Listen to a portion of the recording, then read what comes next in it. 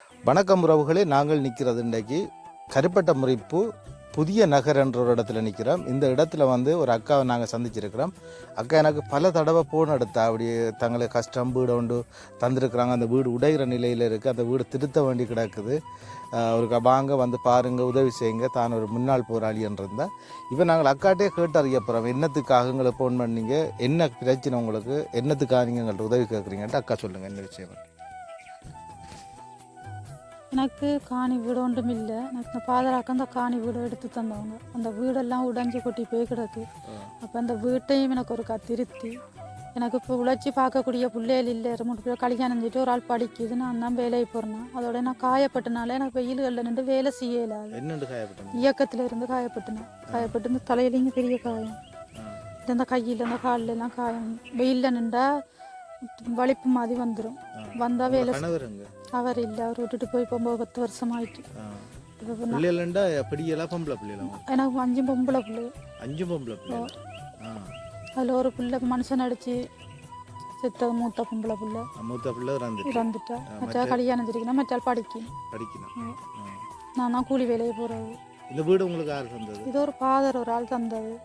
அப்போ அந்த காணி 4 லட்சம் சொன்னது. அவர் 2 லட்சம் காசு கட்டி தந்தவர், வேண்டி தந்தவர். இப்போ வந்து நீங்கள் கதைச்சி யார்கிட்டையாச்சும் உதவி வேண்டி திருத்தி எடுங்கன்னு சொல்லி தந்தது. காணி இல்லாமல் திரியிறீங்க, அதனால் உங்களுக்கு இந்த காணியை வேண்டி தரோம், நீங்கள் மிச்சத்தை கதைச்சி யார்கிட்டையும் கதைச்சி இந்த வீட்டை திருத்தி காணியை எடுங்கன்னு சொல்லி தந்தது.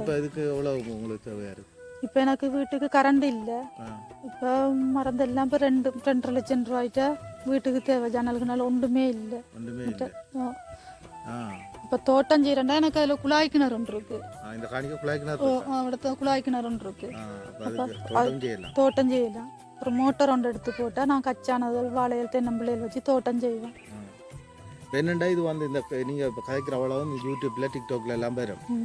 உங்களை இந்த வீடியோ பார்த்து யாரும் ஏதாவது உங்களுக்கு உதவி செய்யணும், நீங்கள் ஒரு முன்னாள் போராளி, கணவர் இல்லை, அடுத்த பொம்பளை பிள்ளைகள் தான் எல்லாம் படிக்கிறது, அப்படி ஒரு பக்கத்தை பார்த்து யாரும் உதவி செய்தாங்கண்டா கட்டாயமாக நாங்கள் உதவி கொண்டு தருவோம். கட்டாயம் செய்யணும்னா நானும் முன்னாள் போராளி. நீங்கள் முன்னாள் போராளி. நிறைய பேர் இருக்கிறாங்கண்டா இப்போலாமே இந்த உறவுகளும் நிறைய பேர் இந்த உதவி செய்து கொண்டிருக்கிறாங்க. உங்களுக்கு உதவி கிடைக்குமா இருந்தால் நிச்சயமாக நாங்கள் அந்த உதவி தருவோம்.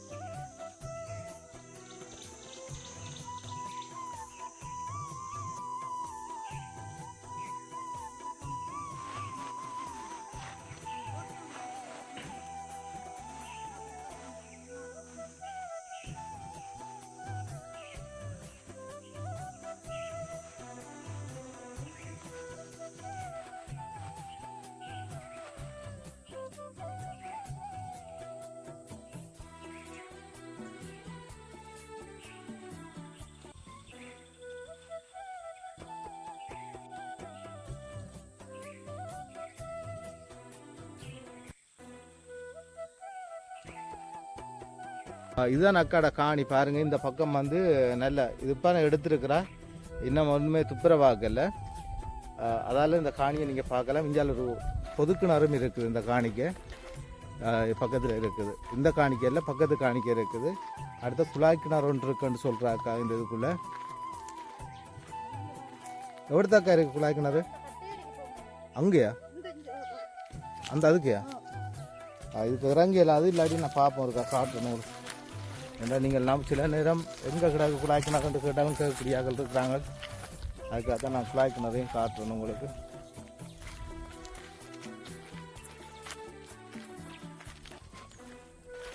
அக்கா தான் பூரா காட்டுறதுக்கு பார்ப்போம். இங்கே இது இதுக்காக்கா ஒரு துணி கொண்டு வச்சு மூடி கட்டி விடுங்க, இல்லாடி எதுவும் விழும். இதில் குழாய் கிணறு ஒன்று இருக்கா, ஒரு உரபேக்கை வச்சு சுற்றி கட்டி விடுங்க, இல்லாட்டி நீங்கள் பாவிக்கலாம். போயிடும் பாருங்கள் எப்படி இருக்குடமாண்டா, நல்ல காணி. சரி நாங்கள் வெளிக்கிடுவோம். இதான் அக்காட வீடு அங்கால இருக்கிறது.